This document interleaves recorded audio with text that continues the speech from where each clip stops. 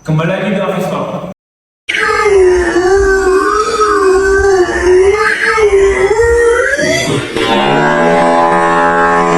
Obrolan-obrolan dunia kerjaan yang jarang dibahas di tongkrongan Anda. Pada episode kali ini kita kedatangan 3 tamu dari PT Sinarmas, yaitu di kanan saya ada 2 dari staf karyawan dan dari kiri saya ada dari staf HR. Tapi sebelum kita mulai ke podcastnya, ada lebih baiknya untuk perkenalkan diri terlebih dahulu. Untuk di kanan saya, silakan.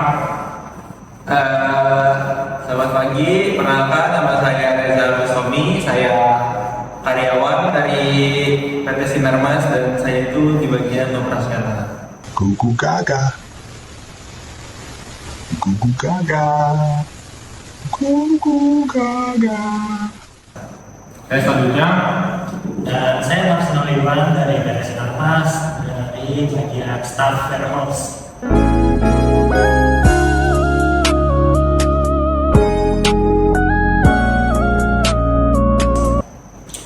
selanjutnya dari divisi saya. Dan saya Fadli Hamdul Kurniawan sebagai staf HR dari Sinarmas.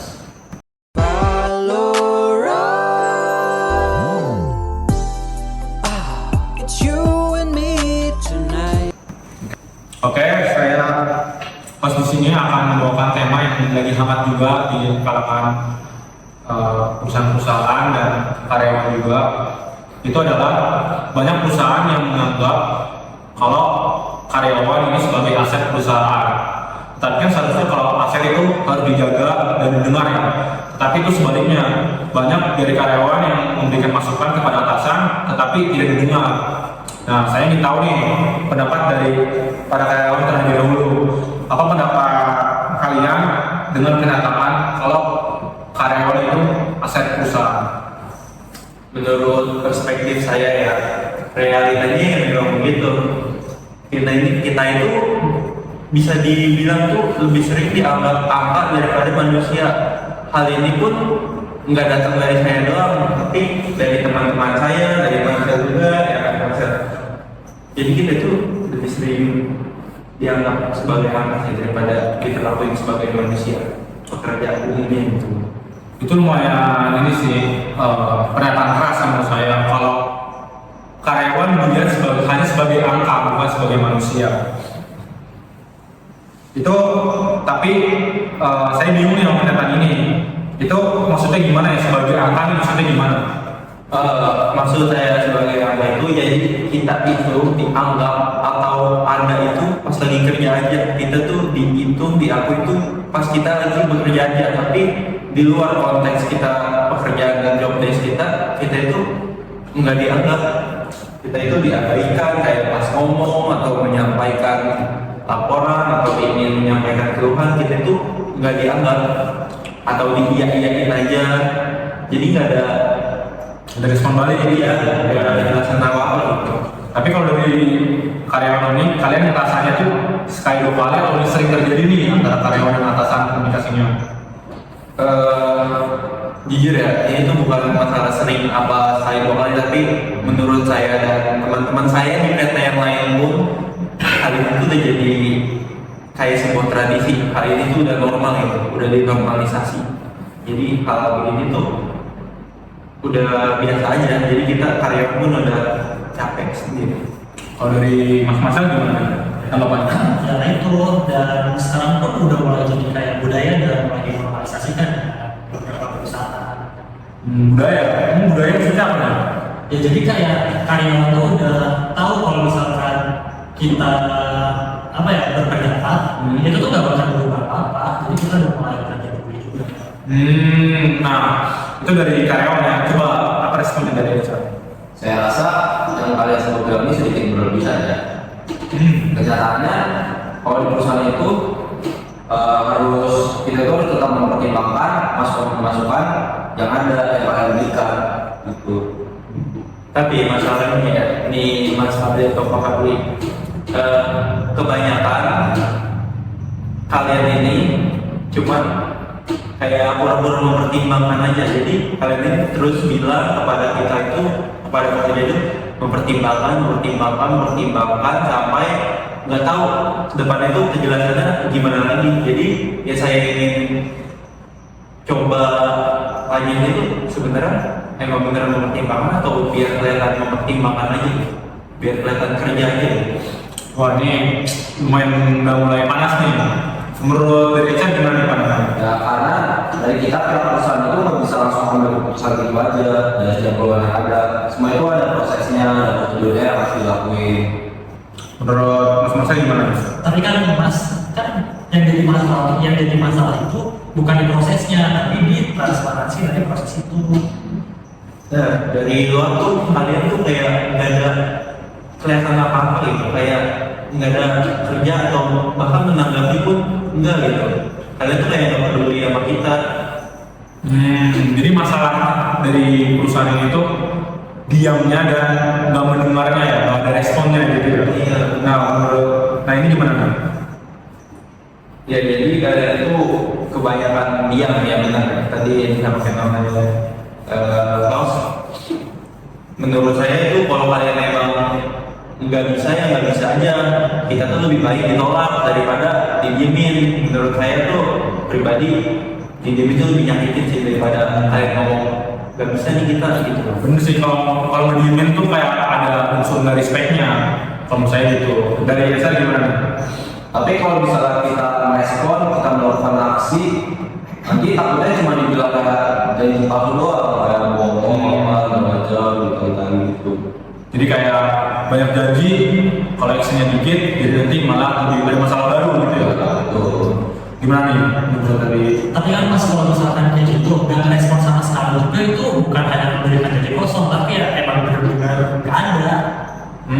Ini sebenarnya dua-duanya problem nih. Yang satunya kalau misalkan banyak janji tapi actionnya dikit, nanti malah jadi timbul masalah baru. Cuman dari sisi karyawan juga kalau misalkan nggak ada respon itu malah justru itu lebih kosong dibandingin nggak ada dibanding actionnya dikit. Nah itu lumayan ini sih lumayan lumayan riskan sih. Ya tapi minimal kasih kejelasan gitu yang kayak tadi saya bilang gitu. Jangan bikin kita nebak-nebak ini tuh arahnya kemana, itu penjelasannya gimana. Kita tuh cuma pengen jawaban aja sebenarnya, apa bisa, apa iya. Kita pengen itu aja, nggak pengen digantung-gantung. Gimana ya caranya? Berarti itu dari segi keputusan ya. Sementara yang namanya ngambil keputusan itu nggak sederhana. Ngambil keputusan itu sangat kompleks gitu kan. Jadi nggak bisa diambil terus kesimpulan secara sederhana gitu aja. Bener sih, kalau keputusan itu ada birokrasinya, terus ada butuh bikin program gitu sih. Gimana dari? Tapi masa kita gak dikasih respon apa-apa, kita mau dibiarin luntang-lantung gitu dengan ketidakpastian. Iya, dia tuh bukan solusi ya. Maksudnya minimal tuh kasih kita penjelasan gitu. Ini jujur aja ya, prakteknya tuh karena masalah ini tuh mungkin kalian HR tuh nyadar juga, atau bahkan teman-teman di rumah pun nyadar kita sebenarnya resign itu bukan karena nggak suka pekerjaannya atau capek sama pekerjaannya, tapi keseringan itu kita malas sama konflik atasan ini loh. Dengan konflik yang kayak gini, yang komunikasi gini loh, kita tuh malas karena itu tuh merasa nggak didengar gitu, nggak respect. Itu tadi lumayan bisa di-hire tuh. Jadi berarti resign itu ada yang keputusan resign dari karyawan itu bukan cuma karena capek kerja, bahkan lebih ke arah karena capek nggak didengar sama atasan. Kita tuh lebih capek kita tuh butuh respect aja kan, manusia ya kan, sama kerja juga pasti capek juga, tapi seenggaknya kita bisa saling respect gitu. Gimana nih dari Esa? Jujur itu juga emang benar harus digarisbawahi. Tapi itu juga jadi salah satu concern dari perusahaan yang kita lakukan, yang harus kita terus benerin. Berarti sebenarnya perusahaan ini tahu ya ada masalah ini ya? Iya. Ada, emang benar ada, tapi belum semua perusahaan itu tahu cara buat tanganinnya.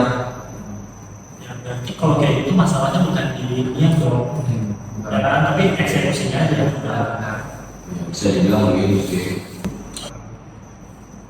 Oke, berarti kalau gitu sama-sama punya problem nih dari karyawan sama dari atasan juga. Tapi kira-kira ada nggak sih masukan dari karyawan ini yang bisa dikasih ke atasan kalian? Kita sih maunya kayak diadain sistem feedbacknya tuh kayak dari gitu loh, dijelasin dan ada tidak lanjutnya gitu.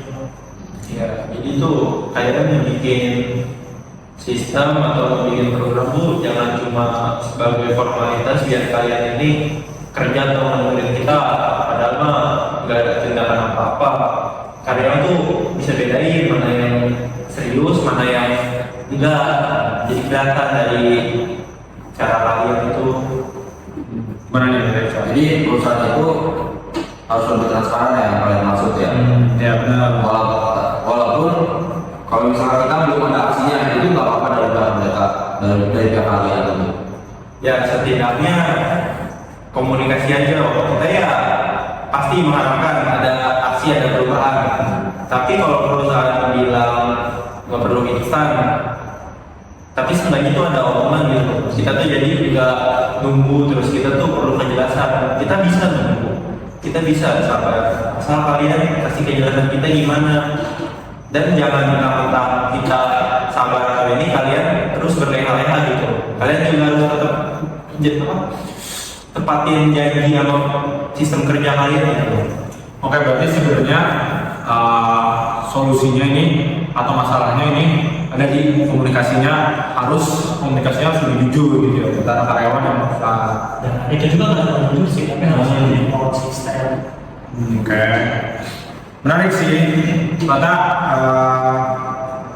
masalahnya bukan sekedar didengar atau nggak didengar doang ya. Ya benar, kita ini tuh soal dihargai sih sebagai pekerja, sebagai manusia, sebagai orang yang mencari makan dan nafkah juga. Oke, tadi kan udah ada masukan nih dari karyawannya. Kira-kira dari staff HR ada sesuatu nggak yang bisa diperbaiki? Ya mungkin emang dari sisi perusahaan itu memang kurang dari segi feedbacknya mengenai masalah yang kalian kasih ke kita.